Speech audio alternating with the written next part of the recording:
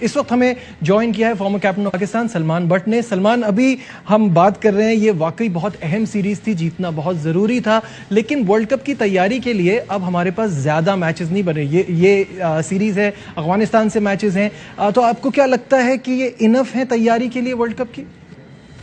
دیکھیے، آئیڈیلی تو جتنی زیادہ تیاری ہو جائے وہ پاکستان کے لیے بہتر ہے، کیونکہ پاکستان نے پچھلے ایک سال میں سب سے زیادہ T20 کرکٹ کھیلی ہے اور ون ڈے دنیا میں سب سے کم کھیلی ہے پاکستان نے. تو اس تناظر میں اگر ہم دیکھیں تو میرا خیال ہے کہ جتنا اچھا پریپریشن زیادہ سے زیادہ میچز کھیل کے ہو سکتی ہے، اس کا کوئی نعم البدل نہیں ہے. سو اس لیے پاکستان کے لیے بڑا ضروری ہے کہ ایشیا کپ ہو، اور اگر وہ پاکستان کی مرضی کے مطابق نہیں ہوتا تو پھر اس کی جگہ پہ کوئی بائلیٹرل سیریز یا ٹرائنگولر یا کچھ بھی ارینج کریں، کیونکہ 50 اوور کرکٹ ایک ایسا فارمیٹ ہے جو پاکستان نے بڑا کم کھیلا ہے پچھلے ایک سال میں. اچھا، تھوڑی سی بات سلمان ٹیم کمبینیشن کے حوالے سے کر لیں. ابھی شاہد صاحب سے بھی بات ہو رہی تھی، تو ہمارا ٹاپ 3 بہت شاندار چل رہا ہے اور ہم بہت زیادہ اس پہ ریلائے بھی کر رہے ہیں، لیکن مڈل آرڈر کا مسئلہ جو کا تو ہے. آپ کیا سمجھتے ہیں؟ بھارت میں ضروری نہیں ہے کہ اسپن کنڈیشنز ہوں گی. اگر آپ کو یاد ہو کہ چیمپئنز ٹرافی میں جب پاکستان لاسٹ ٹائم انڈیا گیا تھا تو وہاں پر موہالی میں پاکستان کو ایک پورا گرین ٹاپ پچ دے دیا گیا تھا.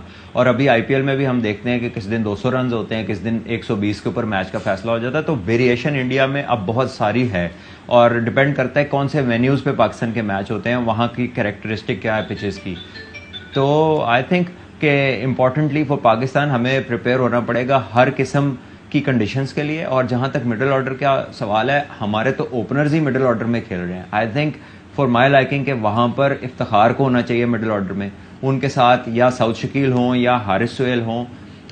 مڈل آرڈر بیٹنگ پراپر ہونی چاہیے، نہ کہ شان مسعود اور عبداللہ شفیق. یہ اوپنرز ہیں اور اگر ان کی جگہ نہیں بن رہی ٹیم کے اندر، کیونکہ فخر امام بہت اچھا کھیل رہے ہیں، بابر بہت اچھا کھیل رہے ہیں، رضوان پرماننٹ پلیس ہے، تو پھر وہاں پر ان کو ویٹ کرنا پڑے گا. یہ تھوڑی ہے کہ اب آپ 5 اوپنرز کے ساتھ میچز کھیلنا شروع کر دیں.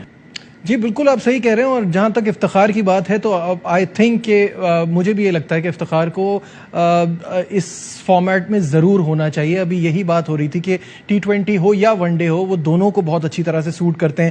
سلمان، حارث سہیل کی جہاں تک آپ نے بات کی، وہ اس سیریز سے بھی انجرڈ ہو کے باہر ہو گئے، تو کیا آپ کو لگتا ہے وہ ورلڈ کپ کے پلان کا حصہ ہو سکتے ہیں؟ دیکھیں، فارم ڈیپینڈنٹ ہے یہ تو، اور آن دا گیون ڈے ان کی فارم کتنی ہے، وہ پرفارمنس ان کی کیا چل رہی ہے. وہ ابھی تو فٹنس سے ہی نہیں وہ انفارچونیٹلی باہر آ پا رہے. وہ فٹ ہوتے ہیں، کیمپ میں آتے ہیں، انجری ہو جاتی ہے. تو خدا نخواستہ اگر ایسے ہی چلتا رہا تو پھر وہ کس پرفارمنس کی بیس پہ اپنی جگہ بنائیں گے، یہ میری سمجھ سے باہر ہے. آغا سلمان بھی اندر ہے، وہ بھی ایک کیپیبل مڈل آرڈر بیٹر ہے، ساتھ بولنگ بھی کر لیتے ہیں، فیلڈر بھی اچھے ہیں. تو وہ پرفارمنس جو پلیئر کر رہا ہوگا، جو فٹ ہوگا، ظاہر ہے جگہ تو وہی بنائے گا.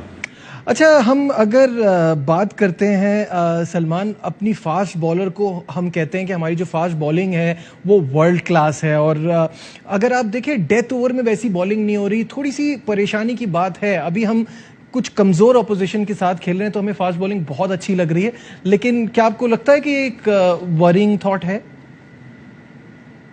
اس کی وجہ یہ ہے کہ بہت زیادہ ہم لوگ T20 کا فارمیٹ کھیلتے ہیں. بڑے فارمیٹس کے اندر آپ کی اتنی فریکوینسی کے ساتھ چینجز آف پیس نہیں ہوتے، اتنی ویریشن نہیں ہوتی. آپ کی اچھی کنسسٹنٹ لائن اور لینتھ ہونی چاہیے. تو یہ اسی لیے میں کہہ رہا تھا ابھی پہلے کہ جتنی زیادہ ون ڈے کرکٹ کھیلیں گے، لمبا فارمیٹ ہے، 10-10 اوور کرائیں گے.